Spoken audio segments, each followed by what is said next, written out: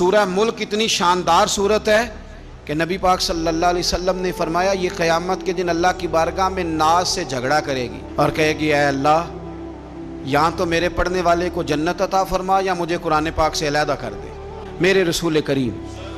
علیہ السلام نے مومن کی قبر کا حال بھی بتایا۔ سنن ترمذی میں صحیح ابن حبان میں حضرت ابو ہریرہ رضی اللہ تعالیٰ عنہ بیان کرتے ہیں کہ حضور صلی اللہ علیہ وسلم نے فرمایا جب میت کو قبر میں رکھا جاتا ہے تو اس کے پاس سیاہ رنگ والے اور نیلی آنکھوں والے دو فرشتے آتے ہیں اور اس کو اٹھا کے بٹھاتے ہیں۔ باقی حدیثوں میں 3 ہی سوال ہیں، لیکن اس حدیث میں حضور نے فرمایا انہوں نے بس میرے بارے میں ہی پوچھنا ہے، اٹھا کے بس میرے بارے میں صرف یہ پوچھنا ہے بتا مدینے والے محبوب کے بارے میں دنیا میں کیا کہا کرتا تھا۔ تو اعلیٰ حضرت بریلوی تو کہتے ہیں میں نے تو کہہ دینا ہے سرور کہوں کہ مالک و مولا کہوں تجھے، باغ خلیل کا گل زیبا کہوں تجھے،